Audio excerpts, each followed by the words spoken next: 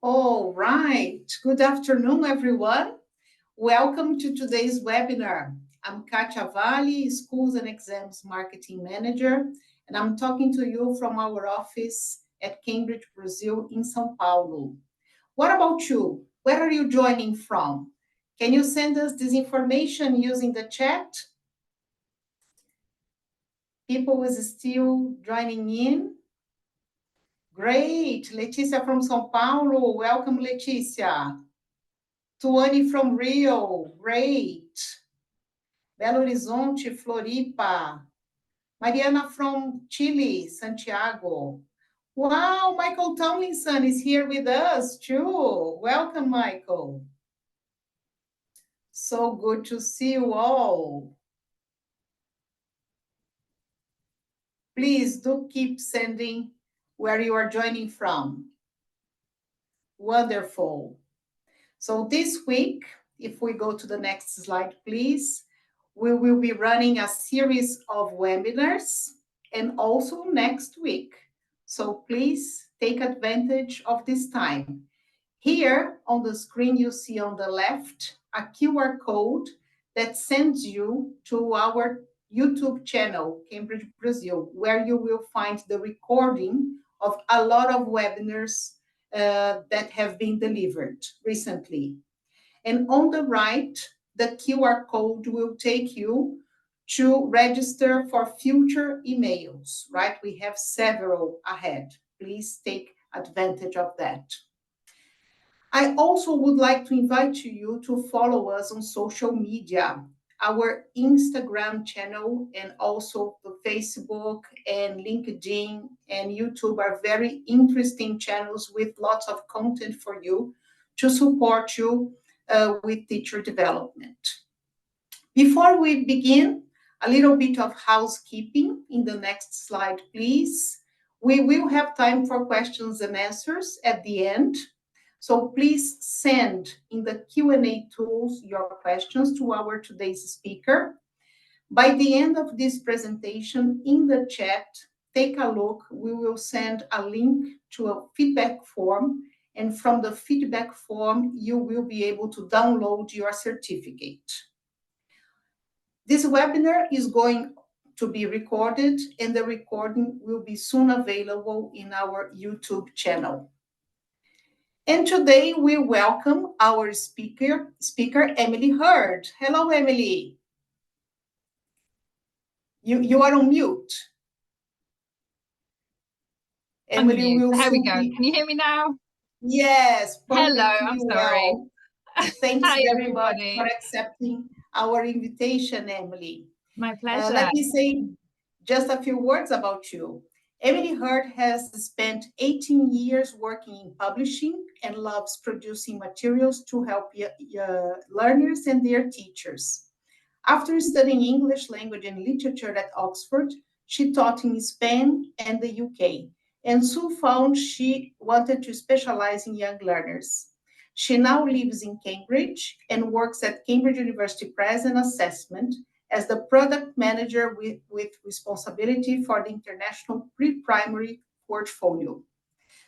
With further ado, I hand over to you, Emily. Thank you very much and have a good presentation. Thank you so much, and thank you everybody for having me. It's a real pleasure to be here and to be able to talk to you about pre-primary. So as you can see, the topic we're going to look at today is thinking about engagement and well-being in the pre-primary classroom. It's something that people ask me about quite a lot. So my role as a product manager is really focused on doing research and talking to teachers, pre-primary teachers, who and really understanding their situation and trying my best to think about how we plan to really cater to the needs of all those pre-primary teachers as we plan our Cambridge publishing. So one of the things I wanted to kick off with is to think about the context that we're working in when we think about pre-primary. So to kind of set the scene a little bit. And if I could ask you, as we get started, to pop into the chat the biggest challenges you face when teaching pre-primary. If we could just spend a minute using the chat to think about challenges for pre-primary. I can see the chat, so I'm going to try and keep track of it.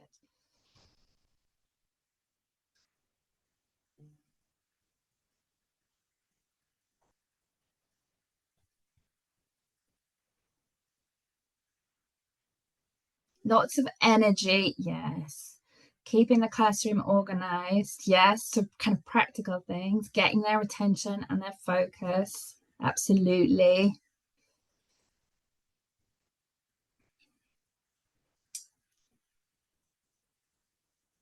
Okay, making classes fun and interesting and coming up with new things, that element of surprise is really, really valuable, isn't it? I agree. Okay, we'll keep the ideas coming. Oh yes, kids don't know how to read and write, and so that's a real challenge. Yep, energy, behavior. Yes. Okay. Well, I'm going to show you some of the things that teachers regularly tell me, and it correlates quite closely with the kind of things that you're putting in the chat. So these are things that I hear often. So it's really hard to keep very young learners like this on focused on the task you want them to do. So that links closely to something somebody just said in the chat. Also, having a mix of abilities in the class is a huge challenge. And by abilities, we don't just mean what level they're at with learning English, but also their development of their literacy skills, their numeracy skills, their development of their fine motor skills, their pencil grip, how good they are at that, even their gross motor skills. Another thing I hear often is about a sort of pressure. Again, this links to the literacy, the pressure that teachers might feel about having kids ready to take that step up to primary school. That can be quite a challenge if there are certain expectations about a level they have to be at to be ready for that next step. This one at the bottom as well about parents. Teachers often tell me that they feel under pressure from parents, and parents might have quite unrealistic expectations about what's possible, particularly with regard to, for example, speaking, how much English the children are able to produce after, a semester or two or even 3 years of English. And then the final point here is about the pandemic. And the pandemic has undoubtedly made things much harder, affected pre-primary really hard because these, teaching online was a very tall order, almost impossible for young children. And these children were learning essential skills at a time when everything shut down. So does this sound familiar? I suspect this is kind of the reality that many of you face if you're teaching in a pre-primary context.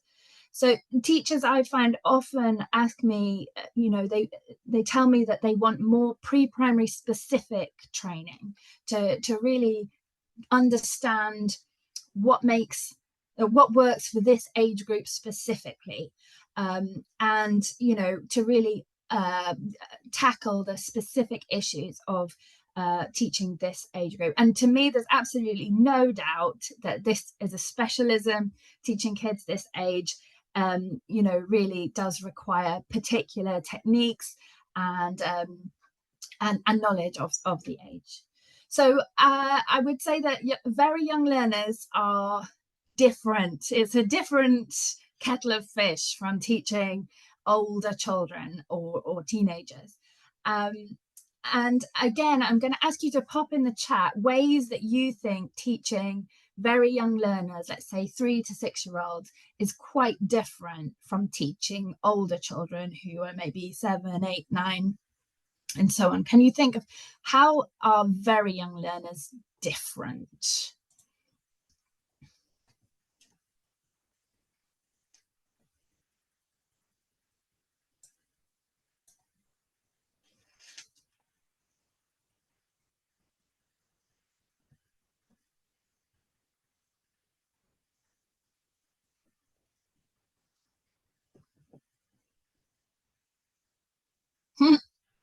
They are adorable. Yes, we shouldn't forget that. They are, of course, adorable. They're still getting used to being in a classroom. Yes. And the way we need to communicate with them is a bit different. I agree. Yeah.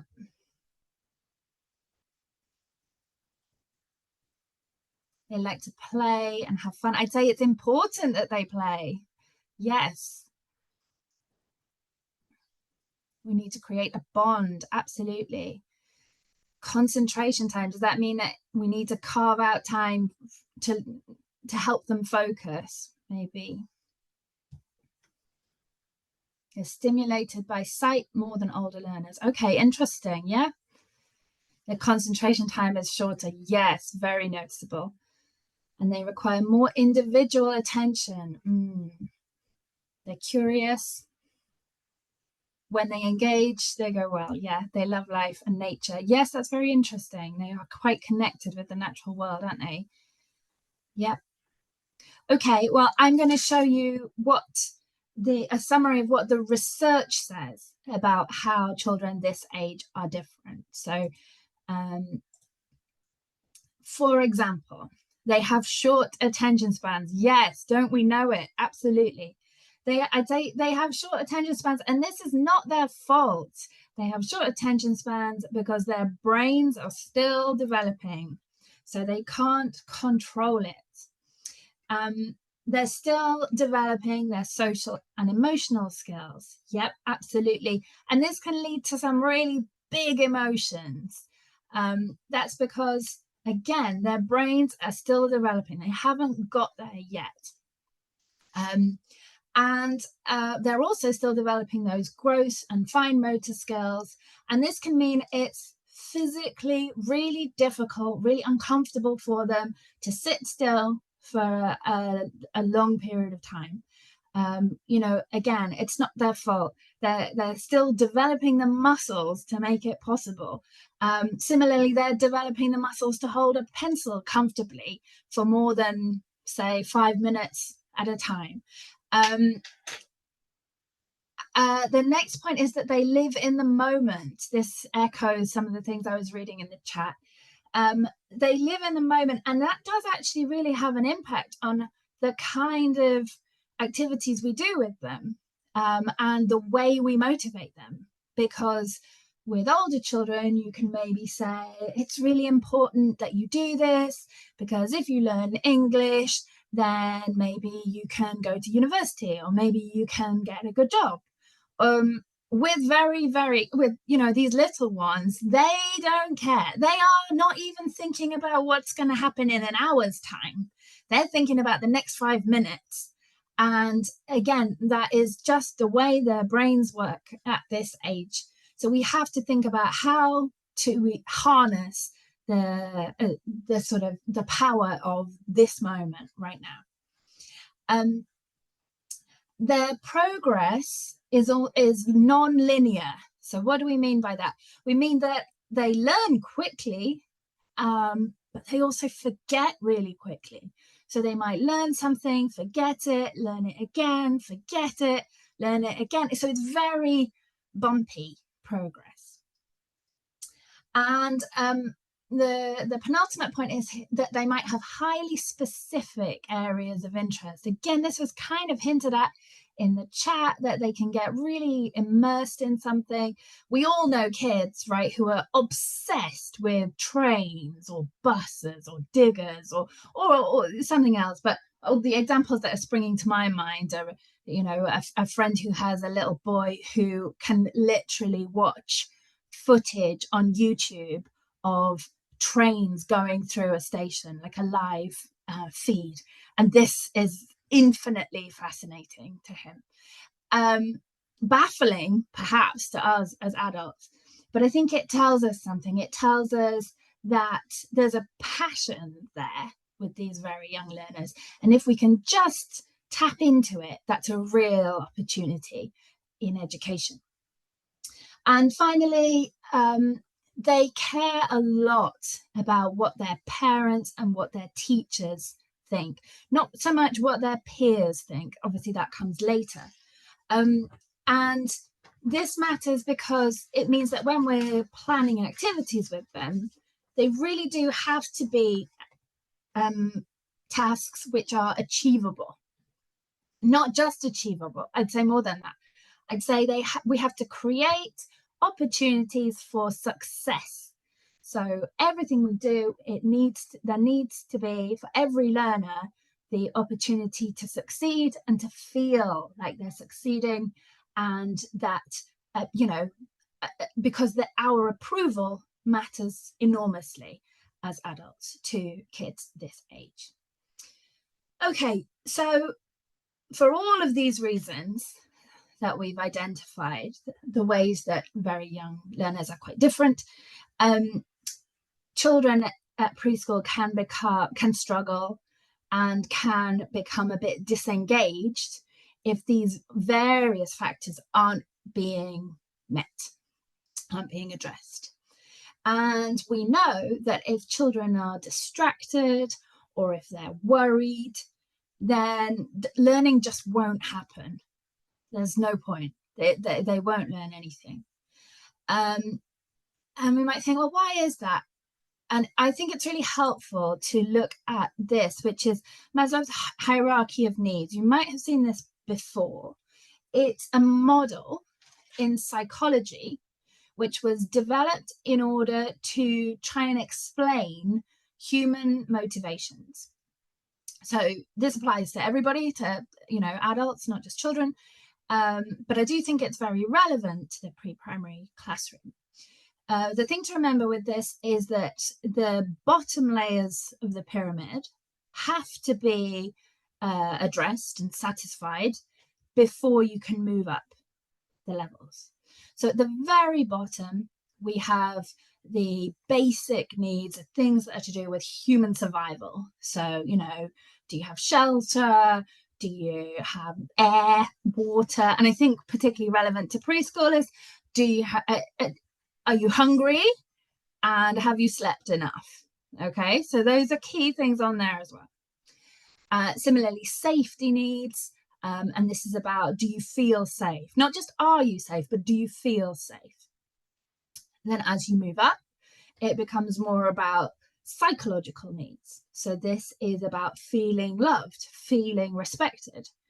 And again, this is really relevant, right, to a classroom context, because unless you're feeling like you belong there, your mind is not going to be open to learning. Because learning actually comes right at the top in this self-actualization, as it's called, bit of the pyramid. And this is about becoming the most that you can be, the best that you can be. So learning is kind of like luxury right at the top.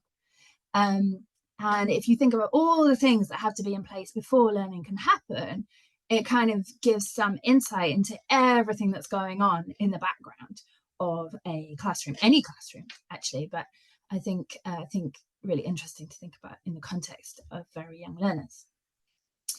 And as if this wasn't enough to think about, obviously the last couple of years have meant that we've got added challenges because the pandemic has had a huge impact. And many teachers have told me over the last 18 months or so that they now have children, or they have recently had children entering school who haven't really been socialized at all, who don't know how to play, who perhaps have had a lot of screen time, maybe because their parents had to work from home while looking after a child. Absolute nightmare scenario, really. Who, children who don't know how to take turns, don't know how to function, really. in a classroom. Somebody said that about, you know, that one of the challenges of this age group anyway. Add to that this extra layer of the pandemic. I'm going to actually just, for the next screen, this is a summary of a couple of research insights now that the research is beginning to come out about the impact of the pandemic. I've pulled together a few just things that jumped out for me. I'll give you a minute to read it while I take a sip of water and see what you think.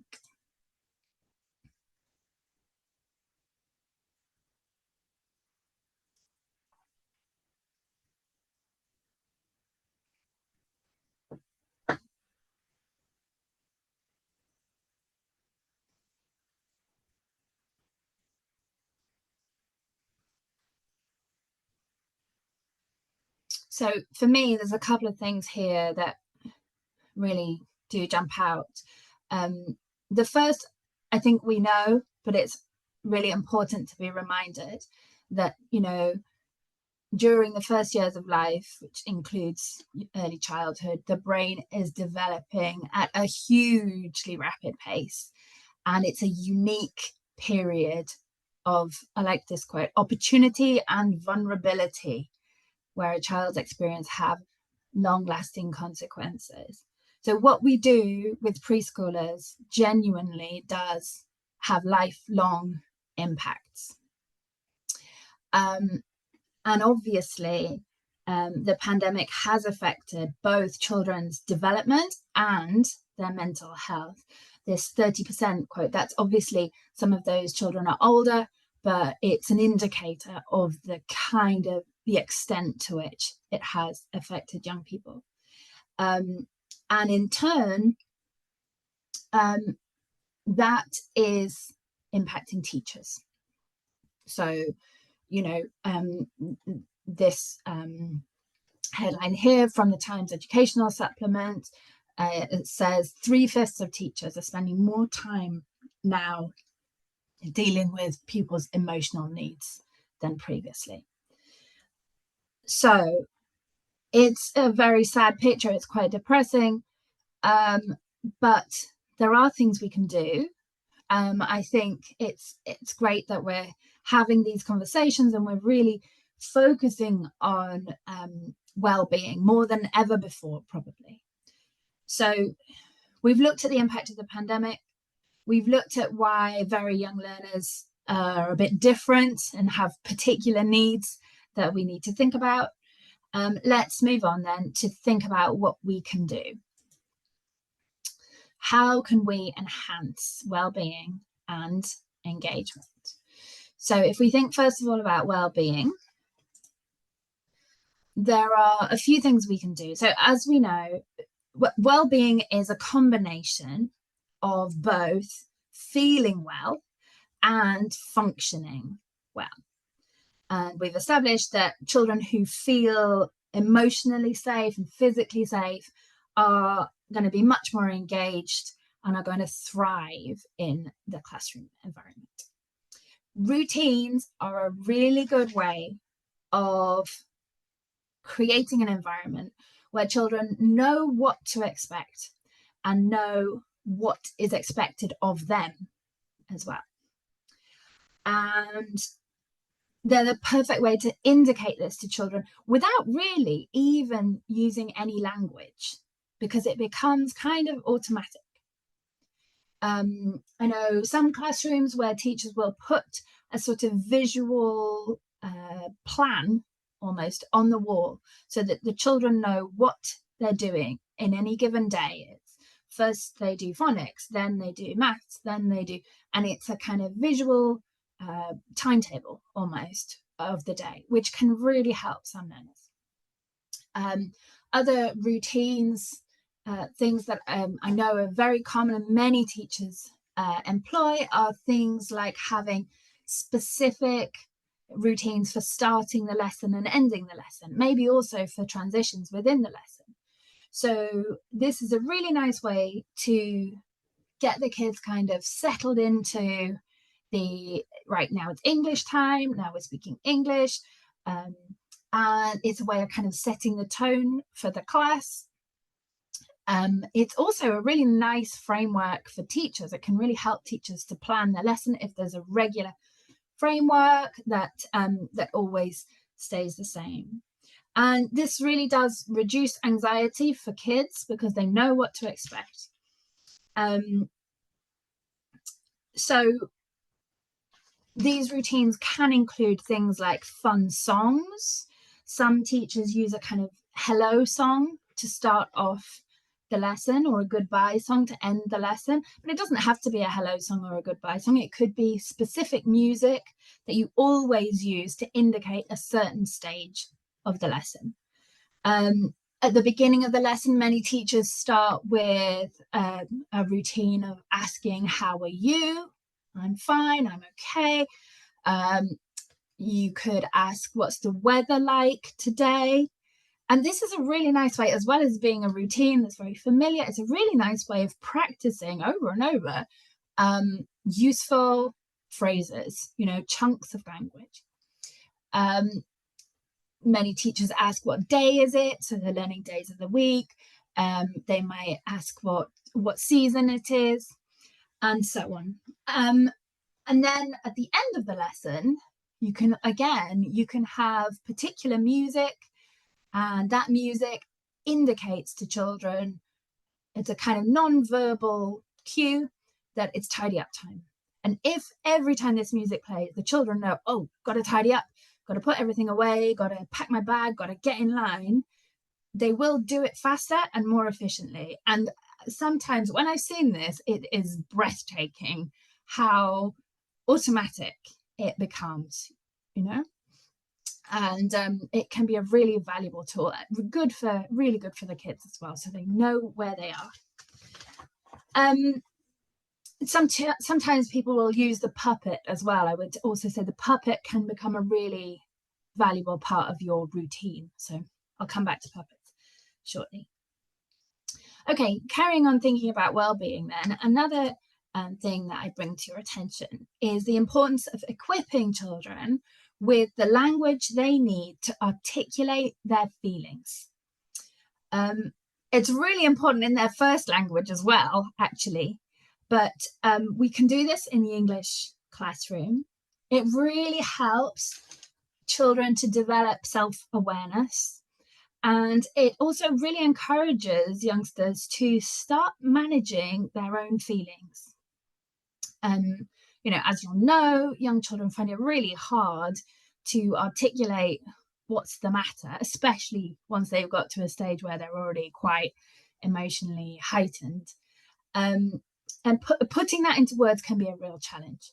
So the more that we practice this, the more that we normalize this, putting labels to feelings, the easier it becomes for children to start identifying how they feel. That's a really significant first step, and then being able to put a word to it as well.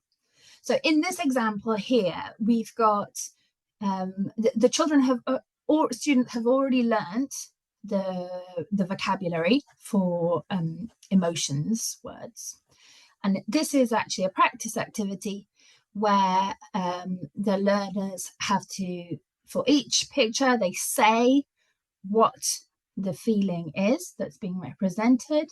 So you could point to them, you could say, is she happy? No. Is she excited? No. You know, she's worried. Okay. And you can go through it. I think she's worried, not sad. I'm not sure. You can go through each of the pictures, and then at the end there's a little bit of personalization, and they can actually circle the picture that represents how they're feeling on that particular day. And so linked to that, I'd really recommend starting to think about integrating a strand of well-being into the curriculum. I don't know if this is something you think about when you're choosing materials. It's something that at Cambridge we're taking really seriously, and with our new publishing we're really starting to build into the curriculum now, having clear learning objectives relating to well-being. So the example here is taken from a new well-being pack of resources, which is being offered to our Super Safari customers. Now, for this particular activity, the children are encouraged to think about people who make them feel safe. So the learning objective here is thinking about feeling safe and really reflecting on that.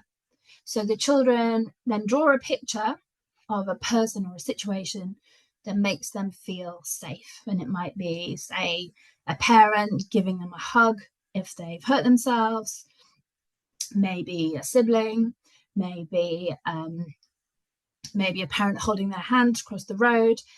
It doesn't matter. It's up to the children to identify when they feel safe, and just reflecting on that, even thinking about that, can increase their well-being. So we also, I wanted to show you, have got some really lovely yoga activities, and this is these examples are taken from a different course. This is from Green Man and the Magic Forest, and in these examples, so these lessons have videos accompanying them which have children doing yoga. So the learners in class will watch the video, and then they themselves do the yoga poses and do a little follow-up activity like this. You know, it's any kind of mindfulness activity like this, anything that focuses on breathing and stretching, is going to be really good at helping children calm down and focus. And you know, this really helps with the sort of attention span issue that we've been talking about, and it's just a healthy habit as well to get into. I just also wanted to draw your attention on here. We also have at the bottom of the page, on the left hand side of each of these pages, we have these little affirmations. I feel good, I feel calm, and these are like little mantras almost, which in a very child-friendly way, really age-appropriate, start kids tuning into their bodies, tuning into their mental health, and it gives them a really empowering message as well. But it's all, you know, positive and just at the right level for the age. Okay,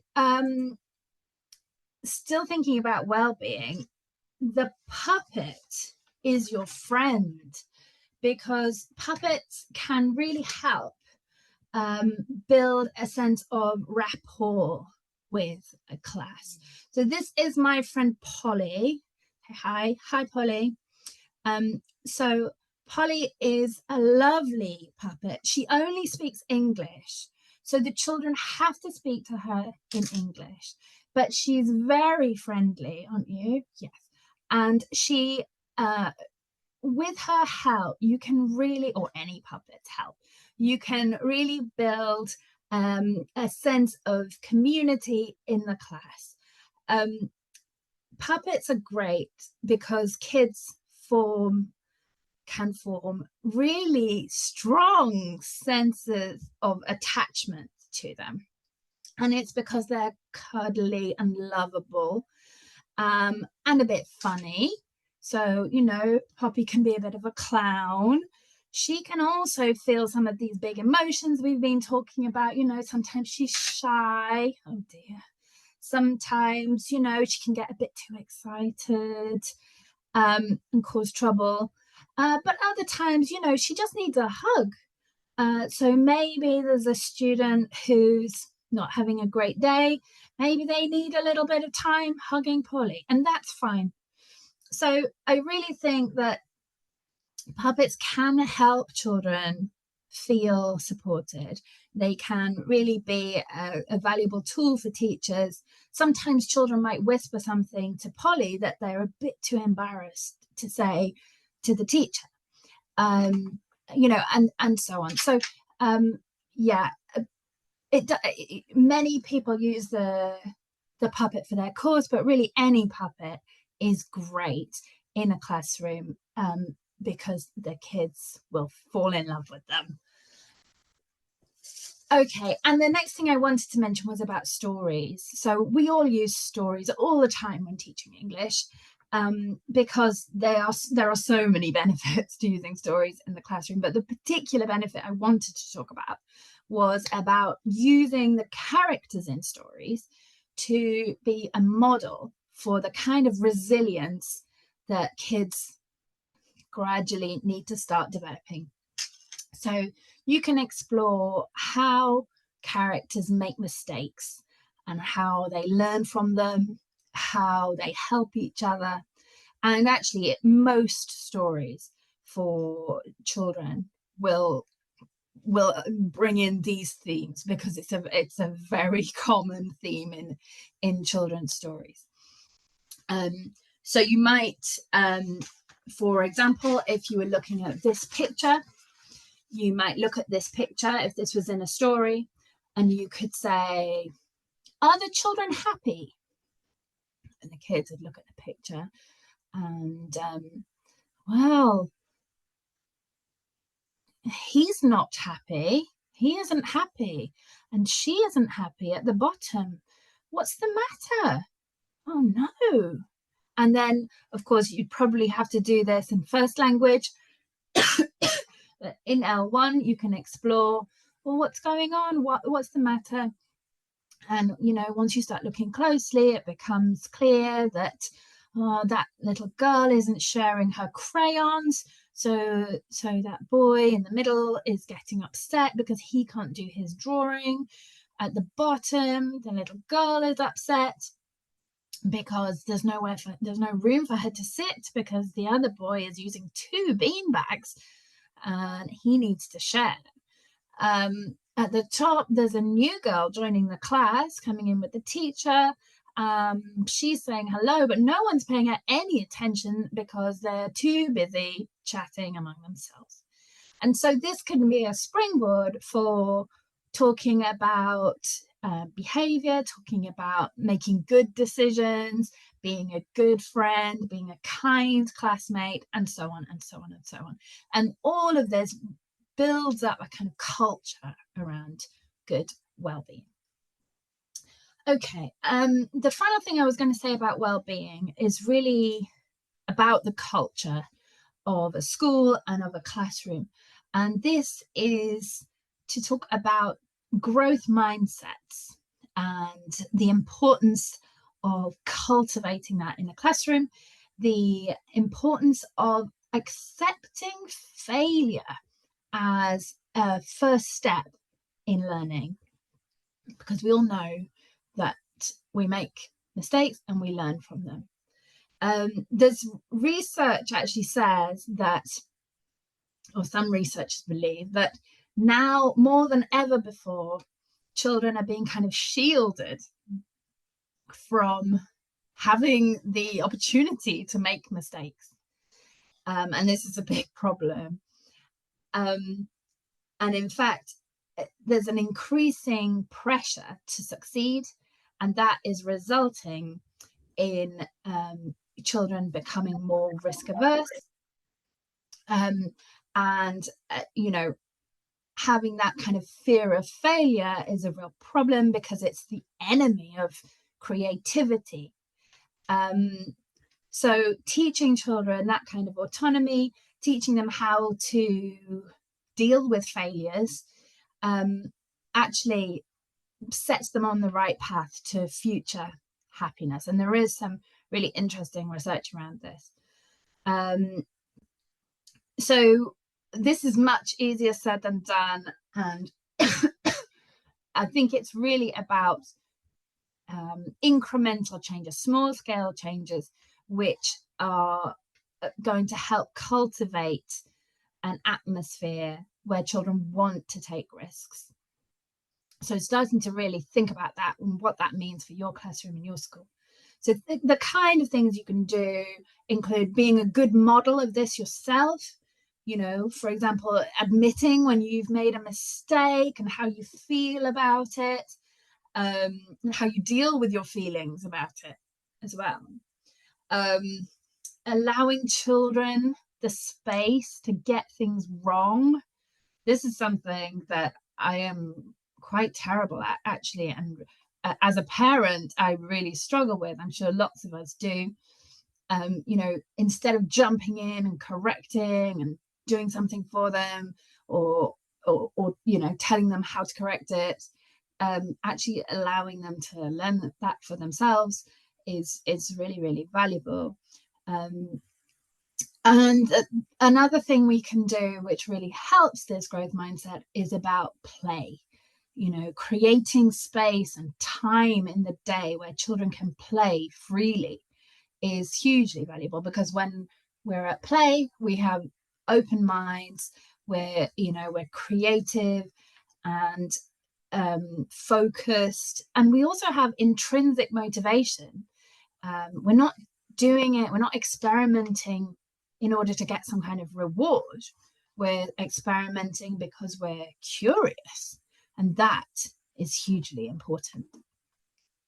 Another thing about growth mindset, and this is a whole talk in itself, so I'm going to wrap up on growth mindset now, but the other thing to say is about praise, and thinking about praise and whether we praise the end product or whether we praise the process, and thinking about how we recognize the perseverance that went into something is really, when you're thinking about a growth mindset, more important probably than the end result. There's a lovely quote here from James Joyce, the Irish writer, about the importance of mistakes, and mistakes being the portals of discovery, which I think is really interesting. Okay, we're going to move on to talk about engagement. So when we talk about engagement, this has really close links actually to what we're saying about well-being as well. So the first thing I'd say is really useful to start thinking about, if you're not doing it already, is introducing elements of self-evaluation. So this links very closely to what we were just saying about the growth mindset, and it also links closely to thinking about kids being able to articulate their feelings, actually. So the examples I've got here, you can do just to take the temperature of the room after an activity or at the end of the class. You can do little things that sort of check in with learners about how they're feeling about their learning, or how they're feeling in general. And it could be thumbs up, thumbs down, or thumbs in the middle. And you can just get kids to do that, to hold their hands up and do that. You can also do exit slips, so little pieces of paper with happy face, medium face, unhappy face, and kids circle the one that they feel represents them. If they can write their names, even better, because they could write their name on it. You can also do that as a poster on the wall, which kids tap as they're leaving the class, so you get a feel for who's not had a great day, who needs more support with this. And similarly with the traffic light system, you can have, red is, I'm really struggling, I've had a bad day, or I don't understand. Yellow can be, I'm okay, not great. And green is like, whoo, brilliant, having a great time. Again, this can be a poster. It could even be colored cards that they hold up. And these are really helpful ways to, not just for the teacher to understand what's going well, what's not going so well, who do they need to give a bit of extra attention to, but also for the kids, because this gives kids a voice. And it might not involve using any words at all. So in a non-verbal way, they can give an indication of how they're doing, and that's a very valuable thing. Okay, I think the next point is obvious, really, but when we're thinking about engagement, we have to think about movement. So for this very young age, as we've said, kids are physically incapable of sitting still for very long. So we really need to be harnessing that energy. And, you know, I'm sure you already all do this, but things you might consider are using songs that have actions. If the songs don't have actions, you can always invent some, or it can be a dance to accompany the song. Total physical response. You can do lots of games with total physical response using miming. Simon Says, obviously, things like flashcard games. So you can put flashcards up around the room, and when you say the word, kids have to point to the correct picture. If you've got room, they can even run to the correct one, or walk, depending on how much space you've got. And you know, or you can put them on the board, they can tap them. You know, and this is really, it's really useful to have a whole repertoire of active games, so that when you are planning a lesson and you know that you have to have you know, focused, quiet table time activities followed by activities that are going to stir them up, you've got lots to choose from. And we really recommend this kind of alternating stirring activities and settling activities to make the most of that energy, so that it doesn't become a problem. Okay, games obviously play a huge role in motivating learners of any age group, actually, if we're honest, but maybe particularly very young learners. I've got a couple of here that I was going to show you. These games can be used for lots of different purposes, actually. You can use them to revisit vocabulary from last class, last month, last year. As we've said before, that, you know, it needs revisiting because young learners forget. They forget really quickly. Games can also provide a change of pace if people are getting a bit unsettled, if you feel like the energy in the room is not quite right and you need to just inject something a bit different. And they can also be a really good way of practicing language. If you've just presented some new language, then you need that consolidation, and you need to practice it for it to really embed and go in. And I know many teachers also use games as a kind of treat for the end of a lesson, which is, yeah, another way to think about them. So here we've got a couple of games that are taken from the new digital interactive games, classroom games, which are being provided with Super Safari. The game on the left here, this is our friend Polly the parrot again, now has a train, and she is driving that train across the screen. And you can see there are some flashcards there they're actually pets. This is pet vocabulary. And what the students have to do is they listen to the word, which is maybe rabbit, and they have to identify and tap the rabbit before it disappears off the screen.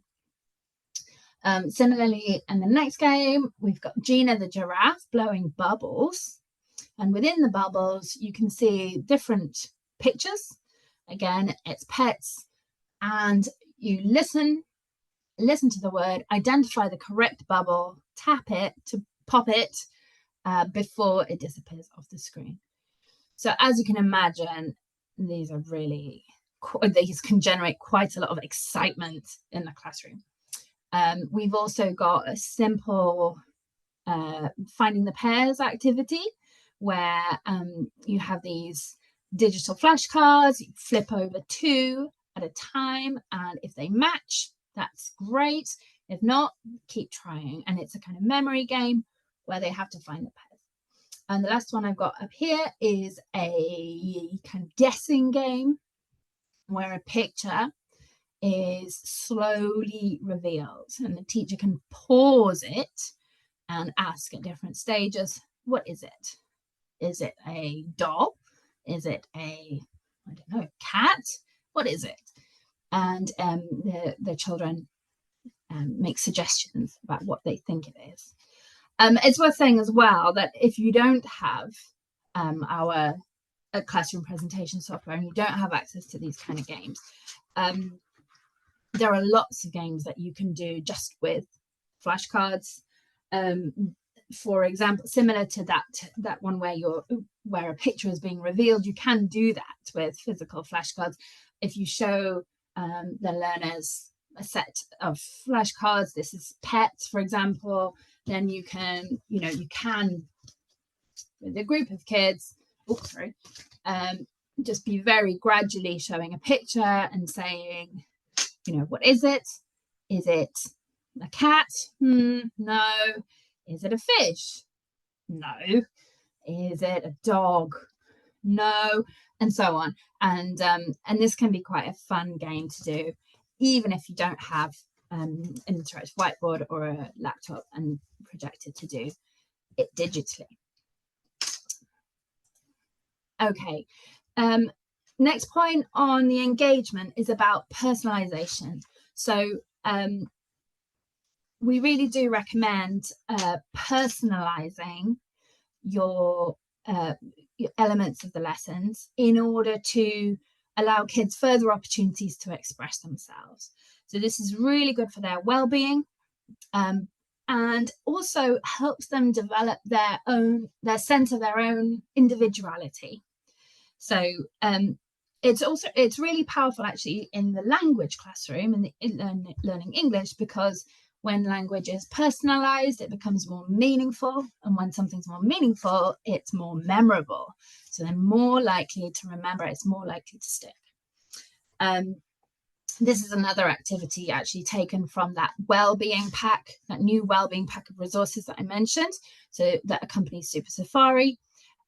In this activity, the idea is that in the lesson, the teacher revises toy vocabulary. So you could use the kind of vocabulary games that we've been playing. And then the students they think about it and they draw a toy that they really enjoy. They really enjoy playing with. And it's to really get them thinking about what brings them joy, what brings them pleasure, what they're grateful for even. And so they can draw the picture, and if they've got time, they can color it. They can start thinking about or using language to describe colors, shapes, depending on what they are able to, the language that they have at their disposal. Okay, let's move on.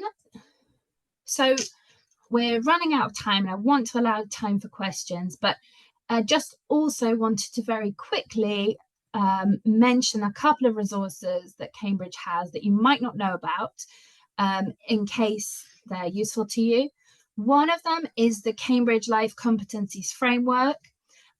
I know it looks very serious and grown up here, but I'm all about pre-primary, and I promise you it is research based, so it's very it has a serious underpinning, but there's a lot for pre-primary in there. On the right hand side, you can actually see the can-do statements and examples specifically for pre-primary, and this is all about emotional development. So the Cambridge Life Competencies Framework is all about the kind of life skills that children need to develop. So that's communication, collaboration, critical thinking, creativity, social responsibility. I'm sure I've probably missed one. Learning to learn. So these are all hugely important skills. And there is a strand specifically thinking about pre-primary. And to make it really usable, there are also activity cards. These are downloadable and printable, and they are arranged by age group. So this first one is for young learners, and it's ideas about using a puppet, all of which apply the competencies in the Life Competencies Framework to real situations in the classroom to give you really practical ideas. So that's worth exploring if you don't already know about it, and links very closely to Wellbeing, obviously. We also have our blog. So the link is at the top here, cambridge.org/ELT/blog. And that does include posts about pre-primary. So I thought I'd bring these to your attention. There's one here, teaching tips and techniques for pre-primary, and another which is about using digital for pre-primary. Definitely worth exploring if you want more. And so that's where I'm going to round off. Before we finish, it would be really great if you wanted to just put in the chat your top kind of takeaways, thinking about one piece of advice, having spent an hour thinking about this, one piece of advice you would give to someone teaching very young learners, maybe before their first ever lesson. I think for me, it's all about that slide I had early on, thinking about what the research tells us about how very young learners are different and what that means for, you know, how we teach them. And sometimes it means that there are things beyond our control, you know, their attention spans, their regulation of their emotions.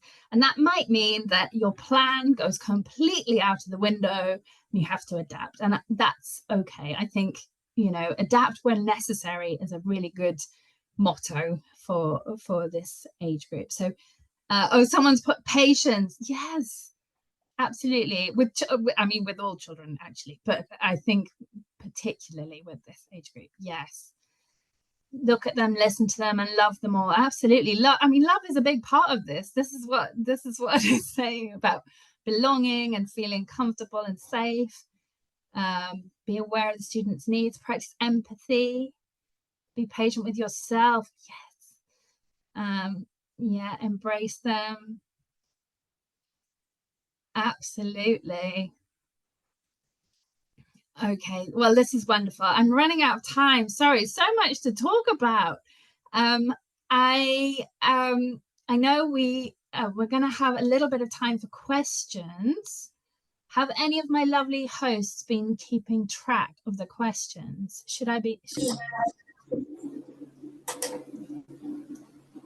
Hi, Emily. Actually, you tried a different approach. You asked them, right? And I loved it.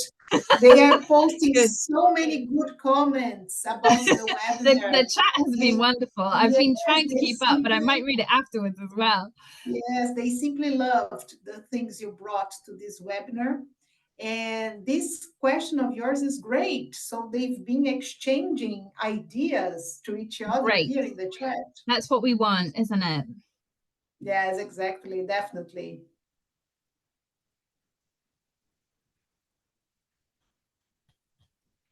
I'm still reading. We have a question from Victoria here that now I saw in the chat. I'd like to ask an advice to someone it's starting in the world of education now. I just turned 18 years old and I see how amazing is the development of children. Brilliant. Well, as I said, my advice would be have a plan, but be prepared to adapt your plan. And also what I said earlier about having a mix of different activities. I don't teach now, but when I taught, I would usually plan my lesson in chunks of like 5 minutes, 10 minutes max. So I had this long list of all the different 10-minute activities I was going to do. And I think that really helps to think in short chunks, and this mix of stirring activities and settling activities so that you're trying to keep the energy controlled. I don't know if other people agree with me. I like this love, hug, jump and play with them. Yeah. Mm-hmm. Let them play.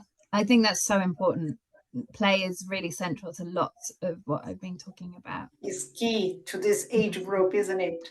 Yeah, we do have lots of information at Cambridge, the white papers that you might be aware of. We have research-based papers all about the importance of play for pre-primary. So there's lots of detailed information there if you want it. All right, Emily, we reached 4 o'clock. Is this your last slide?